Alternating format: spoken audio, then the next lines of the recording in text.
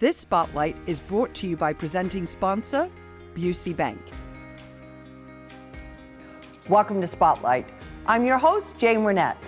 Today I'm joined by three local nonprofits, the DuPage Foundation, Loaves and Fishes Community Services, and our very own NCTV17.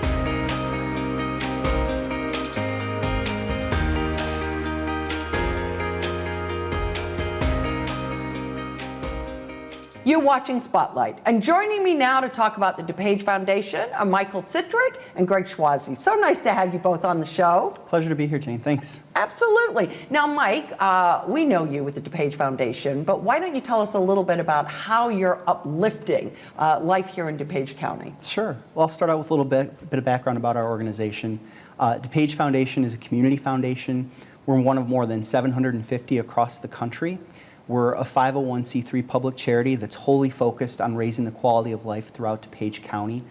Specifically, we work with individuals, families, and businesses to help them accomplish their charitable goals, and then work with our donors and partners like my friend Greg Schwazi here at the county, really to help solve and address some of our community's greatest challenges and opportunities. Okay. And Greg, you're with the county, so talk, I mean, obviously that's part of your mission too, right? Yes. Elevate the quality of life.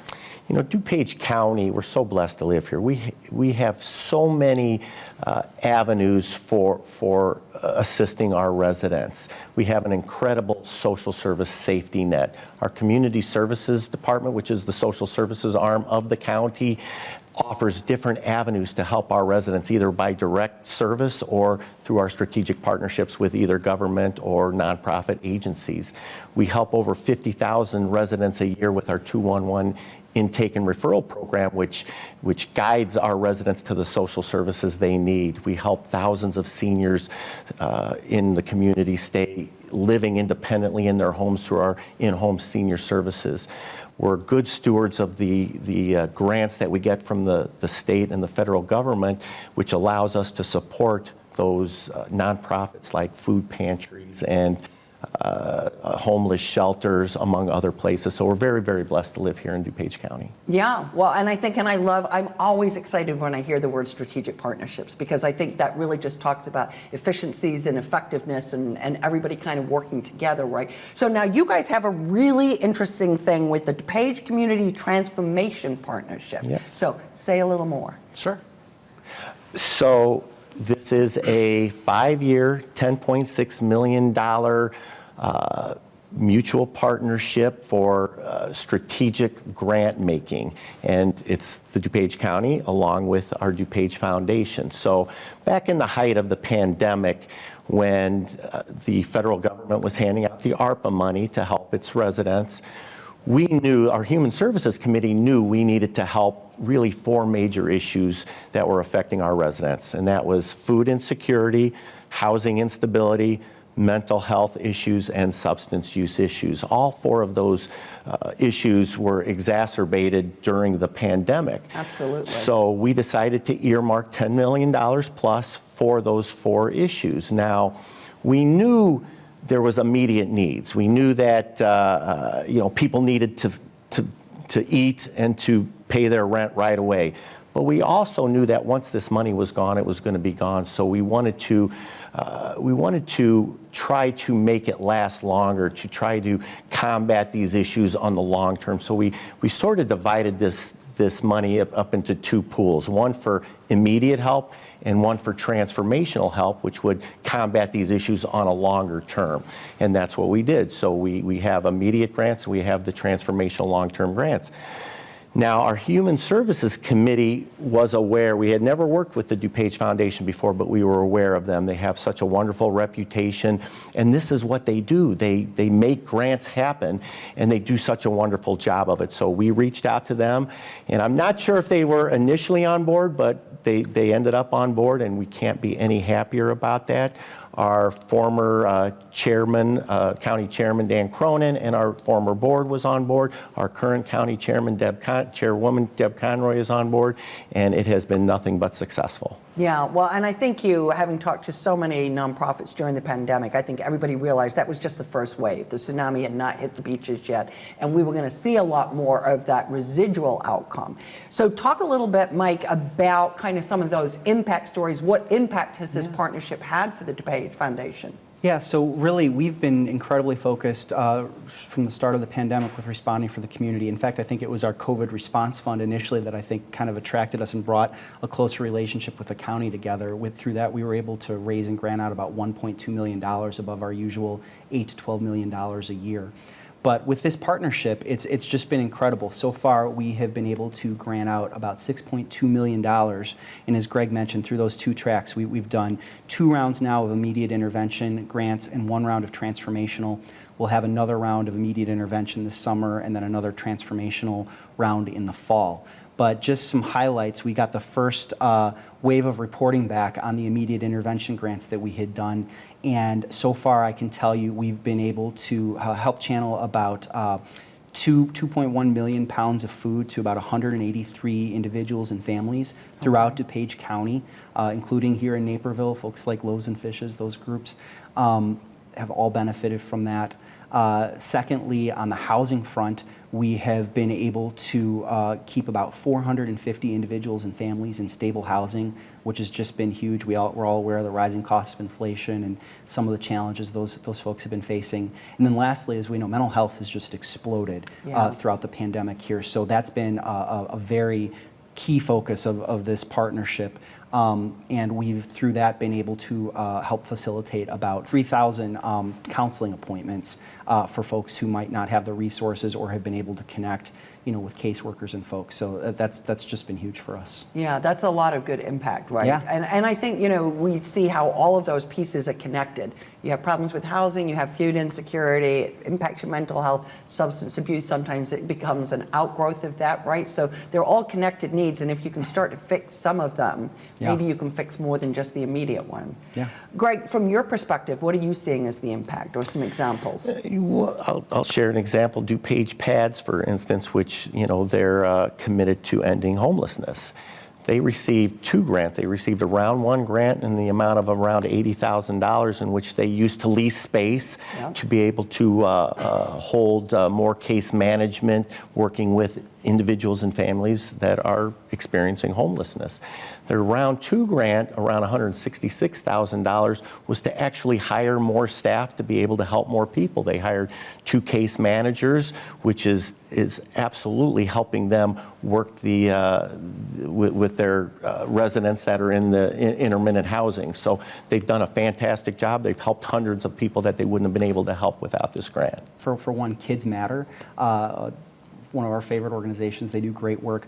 We were able to give them a $200,000 grant to really strengthen their youth mental health first aid training program. I think we were able to provide funding to train about 20 trainers, and since then they've gone on to train about 400 adults to help serve kids. And then also the Alive Center, which has really come on strong. It's a relatively new organization, but just coming on like gangbusters, and they're getting a lot of attention. That program it's started to grow beyond their main base into Aurora and some other agencies, and we were able to give about $250,000 to the BRIL YMCA in Glen Ellen to replicate that program there and start that. So it's just incredible to see. You've got innovative things happening, and we're proud to be fueling that. It's always, I look at these things as a positive outcome of the pandemic. Lots of negative things that went on during that time, but I think things like these kinds of partnerships, transformational grant making, those are the upsides that came out of it. Lots of silver lining for sure. Yeah. Thank you so much for coming by. I appreciate it. Thanks. Absolutely. And if you would like to learn more about the DuPage Community Transformation Partnership, please go and visit their website. We're going to take a quick break, but stay tuned. We're coming right back with more Spotlight.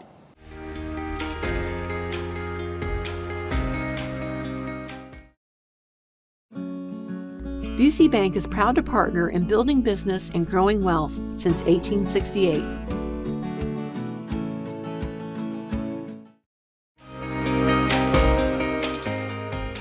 If you're just tuning in, you're watching Spotlight. I'm your host, Jane Wernette, and joining me now from Loaves and Fishes Community Services is Janet Derrick. Welcome to the show, Janet. Thanks so much for having me. Yeah, really glad to have you. And you know, I love talking about the community services part of Loaves and Fishes. So why don't you talk a little bit about the mission and what you're trying to accomplish with that? Yeah, so our mission is to provide healthy food and support programs to help move families towards self-sufficiency. So obviously our biggest business is our food business, but we do have all these support programs. Loaves and Fishes, as you well know, is a merged agency. So a lot of those programs came from the old Naperville CARES, so we still call them the CARES programs. So our biggest business on that is the emergency assistance, where we help provide assistance with rent, utilities. We have some partnerships with the city of Naperville. We manage a utility grant they have. And we serve, a wide-ranging area. So we do a detailed application and documentation process to provide assistance. And during that process, that's really where we connect individuals to our programs or other community-based programs. It's a big part of what we do to make sure people are meeting all their needs. So some of the other programs we have is we do have a collaboration with Samara Care, connecting people to some mental health counseling. We do public benefits, which is Medicaid, SNAP, which is the food stamp program.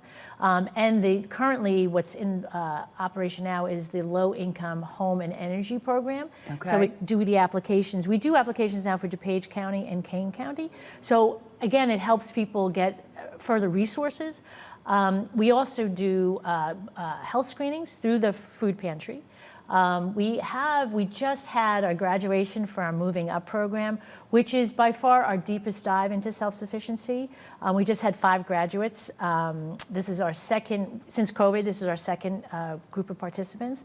And lovely, they presented, these are women who, 20 weeks ago would not be able to present, and they presented their life story and how they're going to move forward. So that is a wonderful, wonderful program that we're doing there also. And then we also collaborate with 2 other organizations to provide financial fitness. And we just restarted our collaboration with College of DuPage to do English language acquisition at our new facility at 580 Exchange Court. So many programs are going on. And then starting at the end of January, we will have our tax program. We work with what's called the Volunteer Income Tax Assistance Program, or VITA, that's run through the IRS. We're sanctioned by the IRS to do taxes for people. Okay, wow, you have got a lot going on with that. A lot on our plate, yes. Yeah, but all of those things, and I think this is always the piece, right? We think there's food insecurity, and then we think there's housing insecurity, but they're all very much, oftentimes, all of those dominoes start to unfortunately fall together, right? That is correct, and so it's really being able to help bring people back up and get them on their own 2 feet. Right, and we do use the food program as an entree into all of our programs. Again, our goal and a part of our strategic plan is to connect people to as many services as possible, but we also are a firm believer in that if someone does something better, that we don't duplicate services. So that's why we do a lot of collaborations. But we do have a job counselor also. He is a gentleman who comes with a lot of heart and does a great job of, especially for people that are struggling, how do I start a new job? And then he connects them to other programs. So again, any program that someone does better, we will utilize that program and then work together. And yeah, so you're not overlapping services. Correct. You're just making sure that you're getting people to the right services, and if there's a need, then you're bringing that in-house. Right, right, and that's kind of how the emergency assistance program started. We collaborate and coordinate assistance. That's how CARE started, right? Who's doing what in the community? So we were always the clearinghouse for that. So we've taken that model and just expanded into all our programs. But any government grant we get, we actually leverage that money for additional funds. So, the $500 we could put together, there's another $500 maybe from a community member. So again, we are all about collaboration and coordination. Yeah, and then that amplifies the impact that you can have. Correct, yeah. yes. You've sort of talked a little bit on this, Janet, but say a little bit more about why programs like this, these wraparounds, are so important. Right. So, people struggle, there's, I think it's 40% of Americans can't afford an emergency assistance payment, right? Whether maybe it's a high medical bill or they have a car repair they can't do on their own. So they're living paycheck to paycheck. So the goal of all our programs is yes, with food to help supplement the family income that way. So anything that, and any a situation where we can give them additional funding or other services that will help expand their budget and open them up to other community resources to help the family sustain and hopefully move on to self-sufficiency. And we have examples of people that used to come for food and now would donate to us. So sometimes our emergency assistance, and oftentimes that helps them go over to the next step. Yeah, well, and I think as you sort of talked about it, you could be one illness away, right? So it's not like, oh, I've been living in this tragic existence for a long period of time. It could be who suddenly finds themselves in this circumstance. And I think that's also a lot of what you tend to bring to the table, that dignity of, Absolutely. yeah, sometimes these things just happen, and how do we kind of get everything back together? And we do survey, especially through the emergency assistance, anyone who's gotten utility or rental assistance, we survey them 3 months after they gotten assistance. And of those who've responded, 100% are still housed. So, and 100% still have the utilities turned on. So the program does work. Yeah. Get you, well, otherwise you're into crises. Correct. Right, Correct. Trying to stay out of that if we can, right? You have a new collaboration, very recent, which is exciting, with DuPage pads. So say more on that. Right, so in the past, we've provided vehicles. We have a car donation program where we take donated vehicles and give them to families, repair them and give them to families who need transportation for. So we have donated cars to pads, but through COVID, I think most people know the used car business has become very expensive. So we've had a problem receiving cars, and they've had a problem putting their residents into cars.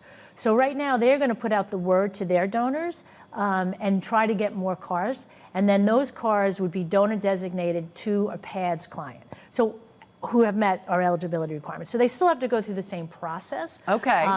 But what's nice about it is they have a case manager, so we can work together on getting them through the system and the process. But again, their donors will now be able to give them cars directly to their residents, but using our expertise. We've been doing this for over 20 years, repairing cars, taking cars, transferring the title at the State Secretary of State's office, who, by the way, I want to give a lot of shout out to. They don't get a lot of shout out, but they have been a true partner, because you have to transfer titles, and they do the program with us very well. So they're very helpful in getting these cars into the hands of people. Yeah, that's wonderful. Well, you have so many things that you're offering up to your clients. Is there anything that you would want the viewers to know that they don't already know of all the stuff you've said? Right. I think they should know that, again, we come to try to serve people from a place of dignity. We are very good about managing our donor funds and how it comes into the agency. And I think much of the work we do is through volunteers. So we are always looking for volunteers who want to work, either on the food business or on our emergency assistance side. We couldn't do this without our tremendous volunteers. And it is I think it's a wonderful place to work. But yeah, I think, again, we always try to come from a place of dignity and honestly, customer service. Yeah. How do we respond to people who are, in many cases, a sort of an emergency or a crisis situation? Seeing them possibly not their best day. Correct. Yes, exactly. Janet, thank you so much. Thank you for the good work you do for our community. Thank you. It's so appreciated. Yeah, well, thanks for having me. I really appreciate it. Absolutely. And to find out more about the CARES programs, please go and visit their website. We're going to take a quick break, but stay tuned. We're coming right back with more Spotlight.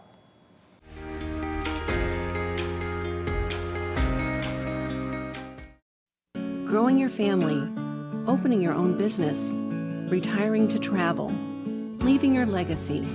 At Busey Bank, we know there's a lot to look forward to and a lot of planning along the way. Celebrate your life's milestones by putting your money to work. Busey Bank, building business, growing wealth since 1868. Proud to be the official bank of the Fighting Illini. Member FDIC. This Spotlight is brought to you by presenting sponsor, Busey Bank.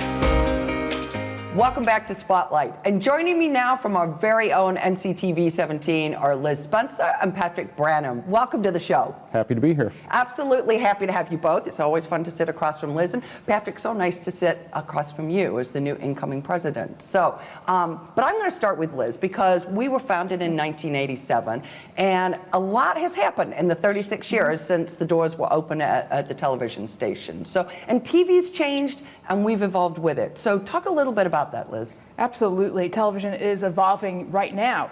But we started, television was a shared experience. We'd all have to wait for that series to drop with the new episode to tell us what happened. And now, fast forward, we can get it on demand. And NCTV really embraced this early on. In fact, I would say we dare kind of led it a little bit in 2006 and 2007 when we started to cut up all of our programs and put them up on the website so that people could get it when they wanted it and how they wanted it. And then suddenly we could reach across the globe and meet with people. So that evolution is continuing as we are today, that our news is not only you can watch us on air, but more importantly, you can watch us online and on the phone. Yeah, and that's such a big part, right? I mean, Absolutely. When you think about how probably we all sat, waiting and looking at the television and waiting for it to come on, now pull out that phone, click on demand, and you've got whatever you want. Exactly. Very big difference. Patrick, welcome to the presidency of the board for 2024. But you've been with us before, and why have you come back, and why is it important for a community like Naperville to have something like NCTV17? Sure. Yeah, it's amazing thinking back. It's been 10 years. I've been supporting NCTV17 for 10 years now, most of that time on the board. I spent 7 years on the board previously and just rejoined this year, so I'm really happy to be back. I joined the board shortly after moving to Naperville. We moved to Naperville for the same reasons many people do: proximity to the city and the school district and a little bit of the allure of downtown Naperville. But I joined the board shortly thereafter, and really Naperville, or NCTV17 really opened my eyes to really what was available in Naperville, and we had no idea at the time. So whether it's festivals or fairs or local high school sports or any of the races, local, all of the wonderful things that go on in the city, I had no idea, and it really opened me up to that almost immediately. So it was really a blessing for me when we first moved here. As you think about NCTV17 and what it brings to the community, Naperville itself is one of the largest cities in the state, and it has this amazing community. And really, to understand what that is, NCTV17 really brings all of the stories and makes this large city feel like a small town. And so they cover those things. One of the things, as I was thinking about this question, I remember back like 7 years ago, my son was in 3rd grade and he ran in the Crosstown Classic, so District 203, bringing all the elementary schools together. And I'm there supporting my son, and all of a sudden I look up and there's a NCTV truck and there's people filming these 3rd graders running races, and it was just amazing. So you turn on network news, national network news, and all you get is war and Wall Street and all of the negative things that are going on, and then here comes NCTV17 with the local stories of all the wonderful things that go on in the city of Naperville. Yeah, isn't that terrific? It is amazing. And I think, too, and how special did your son feel? Awesome. I mean, those kids, like seeing that they were on, they all thought they were on TV. Yeah, isn't that great? And I think that's such an important part of it is, that is, I think we still all get a little excited about that, right? So, for young people, whether it's young people, seniors, whomever it might be, having that opportunity to be lifted up and a little spotlight shone on you, getting your Andy Warhol 15 minutes is quite nice. Absolutely. Yeah. Now, Liz, Patrick just talked a little bit about storytelling and, telling Naperville's story, and you've always described yourself as a storyteller. Yeah. Why is that so important? It's so important because we all have a story to tell at all different times of our life, whether you're a 3rd grader running there or you're running a business here in town or you're running for office. We all have a story to tell, and we have amazing staff who are dedicated to get on the streets in the lives of people here in Naperville. From those stories of a medical story, a little boy with a congenital disease, or to City Hall, or to the highlights, the sports highlights that we tell, or the community sports. Everybody has a story, and I think at our local level, that's what makes us stand out, and that's what connects us. Sure, we can do the crime stories, and we do, tell you when somebody's driven into the Apple store, but it's those individual stories that make us feel connected. That's what makes our reporters and our entire team thrive and be proud to be a part of not only our station, but the community. Yeah, and I think, being informed is such an important part. We often talk about informing, not influencing, right? But giving people information that they can choose what they do with it. And I think that connection, when you feel, even if I'm not, that story may not be anything that I'm having in my life, but I can relate. I can still relate, even if it's not my experience. So I think that's important. You know, I sit across from a lot of people, and we talk all the time about, you know, all good works, but we still have to fund it, right? And we're coming off of a major fundraiser, the morning show. Patrick, say a little bit more about why for television, which often people don't think about, why is it for NCTV that fundraising is such an important part? Yeah, I think to really answer that question, you have to understand NCTV17's funding. And so we are a nonprofit 501c3 organization. We are not, unlike the networks who are for-profit. You know, we all know about $3 million 30-second Super Bowl ads. We don't have that luxury. We really are dependent upon a few sources for revenue, and those sources include, you know, cable TV bills. We get a portion of that. That's part of our funding. So we all know about people cutting the cord, and as they cut the cord, our funding gets cut as well, unfortunately. We also do some limited video production services for local businesses. It's really, it's something we have expertise in because of what we do, but it takes away from our core mission of telling those stories, as Liz talked about. So which really brings us to fundraising and sponsorship. And those are super, super important and super critical for us. We have all the same expenses that those networks have. We have, you know, state-of-the-art equipment. We're sitting in a beautiful production facility right now. We have reporters, we have producers, we have AV technicians, we have all those expenses. We don't have a traffic helicopter, but, Yes, sadly. but we have everything else. And so we need funding for that. And so we rely on sponsorships from local businesses, and whether it's sponsoring one of our segments at the station or sponsoring us in one of our, you know, really cool fundraisers. We pride ourselves on having, you know, not to take anything away from the traditional fundraising dinners and cocktail hours, but we really, you know, shy away from that and really try to bring our character to the fundraising that we do. So from the very first fundraiser that we did, which was 10 years ago, amazingly, We Are Rivals, that chronicled a whole football season with all the local high school football teams, and kind of culminated in a few hundred people gathering at an auditorium on the North Central campus to view the premiere, or the Game On show, which allows the audience to be live participants in a game show. We have two teams vying for bragging rights, and we're all part of that production. And then, as you referenced most recently, the morning show, where we had an opportunity to kind of see behind the scenes of what was going on with a morning show being filmed, and hearing those cool stories that you hear from NCTV17 as being part of that. So we really, really need the support. We'd love for you to join us in any of those fundraising opportunities. And shamelessly, I'll say you can visit our website, when, just like most nonprofit organizations, you can donate to us tax deductibly, and there's a donate button right at the top of the screen. And it's green, just like the brand colors. That's exactly right. Yes, absolutely. Well, and I think, and so well said, and I think, and I'm going to do a shameless plug for our sponsor of this program, which is Busey Bank, without whom we would not be able to lift up 72 not-for-profits in this area every single year. And it's that kind of investment in the work that we do that is absolutely mission critical.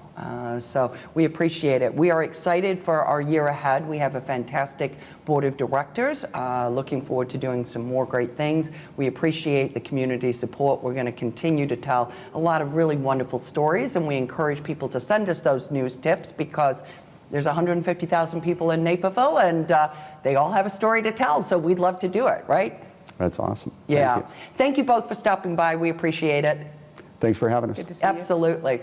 And for more information about NCTV17, please go and visit our website.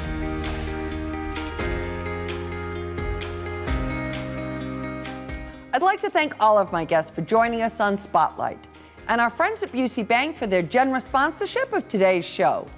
To learn more about the organizations featured on this episode, please go to our website at nctv17.org. And to stay informed about what's happening in our community, sign up to receive our daily news update, and like and follow us on social media. For Spotlight, I'm Jane Wernette. Thank you for watching.